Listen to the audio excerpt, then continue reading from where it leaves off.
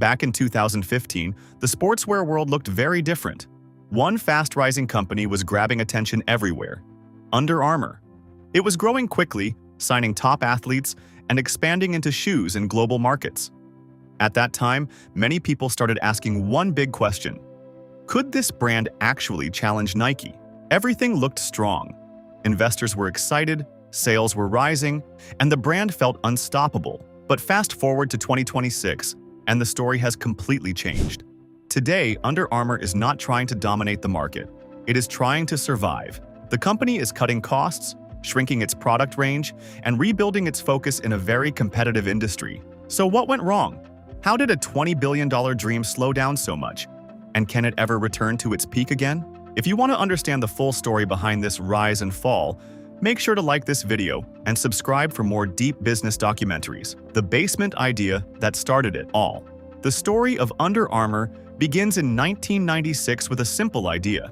A young football player named Kevin Plank was frustrated. During games, his cotton shirts would soak up sweat, feel heavy, and make playing harder. So he asked a basic question: what if athletes could wear shirts that stay dry and light? From his grandmother's basement, he started testing synthetic fabrics to solve that problem. This small experiment became the first step toward a new sportswear brand. At the beginning, it was not famous or big. It was just a small product made to fix a real problem. But athletes quickly noticed it, then coaches, and later entire teams. Because it worked, our word spread. And slowly, Under Armour started to grow from a basement idea into a real company with a future. The rise of the underdog. By the early 2000s, Under Armour had grown far beyond a small startup. It had become a serious player in the sportswear industry. The brand built its identity around a simple but strong message: protect this house. It stood for hard work, discipline, and toughness. This message connected strongly with athletes, especially in sports like football, training, and performance sports. As demand grew, the company expanded into new product categories like shoes and wider sports apparel. Revenue increased, and momentum built year after year. By 2014, Under Armour had even surpassed Adidas in certain US market segments, becoming the second largest sportswear brand in the United States. At that point, it was no longer just an underdog story. It had become a real competitor that even industry giants had to watch closely. The growth explosion and the big promise. Between 2008 and 2015, Under Armour went through a rare phase in business: very fast and steady growth. For many years, the company delivered strong revenue increases, often close to 20% in several quarters. Investors were excited. The brand had strong momentum, confidence, and big ambition. It felt like everything was moving in the right direction. Then came 2015, the peak of optimism. At a major investor event, Under Armour made a bold forecast. The company suggested that revenue could nearly double by 2018, aiming for around $7.5 billion. It was a huge goal, not a small one. But at that time, many people believed it was possible. And one of the biggest reasons for this confidence was athlete endorsements. Under Armour was signing major sports stars, which made the brand look even stronger and more powerful in the global sports market. The athlete strategy that changed everything. Under Armour made two very important moves in sports marketing that helped build its reputation. First, the company signed golfer Jordan Spieth early in his career. When Spieth later became a major champion, it proved that Under Armour had a strong eye for rising talent and a smart long-term strategy. But the biggest moment came when they signed NBA star Stephen Curry after he left Nike. This was a major shift in the sports world. Curry quickly became the face of Under Armour basketball. When his first signature shoe launched, the brand saw a big boost in footwear sales, with reports of a strong jump in that category during the same period. For a short time, it truly felt like Under Armour had entered Nike's territory. The company was gaining attention, excitement, and belief that it could compete at the very top level of the sportswear industry. The problem beneath the surface. Behind the success of Under Armour, a new problem was slowly building. To hit its big growth targets, the company expanded beyond elite athletes. It shifted from a premium, niche brand into mass retail. Its products started appearing in department stores and large chains like Kohl's. At first, this helped boost sales and reach more customers. But there was a hidden cost. The brand began to lose its cool factor. What once felt elite and performance-focused started to feel more common and less special. By 2016, Analysts warned that Under Armour was losing appeal among younger consumers, especially teenagers, a key group for sportswear brands. At the same time, fashion was changing. The athleisure trend was growing fast, where people wanted comfortable clothes for everyday wear.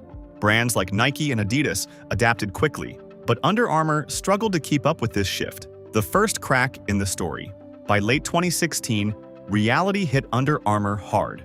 The company reported weaker profits and admitted its long streak of fast growth was over. Its stock price fell sharply in a single day, and investors became worried. The idea of it becoming a Nike killer started to disappear. By early 2017, the situation got worse. The US sportswear market was very competitive, with heavy discounts and too much supply. Under Armour was left with high inventory and weak demand. The company then reported its first ever quarterly loss as a public company, marking a major turning point. The brand identity problem. A deeper problem became clear for Under Armour. The brand was built on intensity, performance, sweat, and hard work. But the market was changing fast. People now wanted lifestyle fashion, celebrity collaborations, and cultural influence. Brands like Nike and Adidas adapted by working with designers, musicians, and fashion trends. Under Armour stayed focused on performance basics. Even its shoes struggled to connect with culture, and some designs were mocked online as dad shoes. The brand still had a strong identity, but it no longer matched what the market wanted. The accounting scandal emerges. As growth slowed, our regulators started taking a closer look at Under Armour. By 2019, the SEC, Securities and Exchange Commission, and the US Department of Justice began investigating the company. The main concern was whether the company had boosted revenue in earlier years using aggressive sales practices. One key issue was something called channel stuffing. This means pushing retailers to buy more products earlier than they actually need, making short-term sales look stronger. The investigation suggested this may have helped Under Armour maintain its image of fast growth longer than reality supported. Legal outcome. In 2021, the company paid about $9 million to settle SEC charges. Later, a larger shareholder lawsuit followed. In 2024, Under Armour agreed to pay around $434 million to settle that case. This became a major financial setback and also hurt trust in the brand. Leadership changes begin. In 2020, Kevin Plank stepped down as CEO and Patrick Frisk took over. His goal was to fix inventory, improve profits, and stop heavy discounts. Then COVID-19 hit, closing stores and breaking supply chains. Revenue fell, jobs were cut, and by 2022, Frisk stepped down amid ongoing challenges. New leadership, new strategy, same problems. The company then made a surprise move by appointing Stephanie Linnartz from Marriott International as CEO. She aimed to modernize Under Armour and grow digital sales, focusing on women's products, lifestyle sportswear, and Gen Z customers. But results were limited. Competition from brands like Lululemon Athletica and Hoka grew stronger.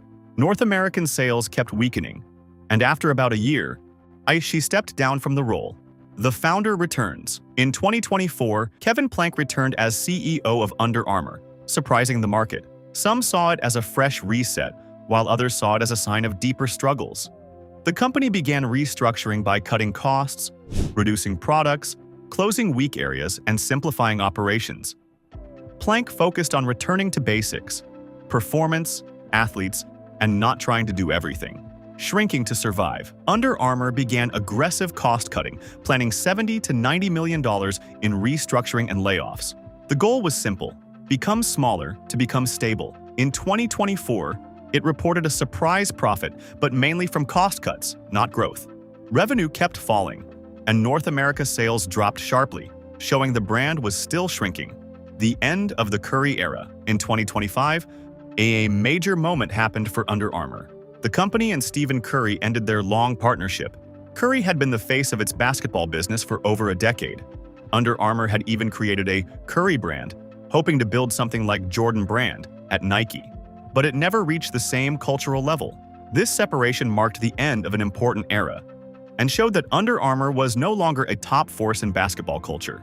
The 2026 reality. By 2026, Under Armour looks very different. North America's sales are still falling, while international markets are becoming more important. Inventory is lower and discounting has been reduced. However, growth is still weak. The company describes this period as a reset year, focusing more on discipline, control, and stability rather than expansion or fast growth, the core problem. Looking back, the story of Under Armour is clearer. It grew fast by focusing on performance and serious athletes. But when it tried to become a global lifestyle brand and compete directly with Nike, it expanded too quickly. In the process, it lost focus and weakened its original identity. Today, Under Armour is no longer focused on becoming the next Nike killer. Instead, it is focused on something much more basic: stability. The company has become smaller, more disciplined, and more careful with its decisions. It still operates globally and still has a strong brand name, but the big dream of dominating the sportswear world has faded. Now the goal is simple: stay steady in a very competitive market. So what does this tell us about business? Can a company grow too fast without a clear identity? And when ambition is bigger than structure, what really happens in the long run? Under Armour's journey is no longer just about growth. It is about learning hard lessons from that growth. The brand that once said, "Protect this house," is now protecting something else: its survival. If you found this story interesting, don't forget to like this video and subscribe for more business documentaries and real company breakdowns.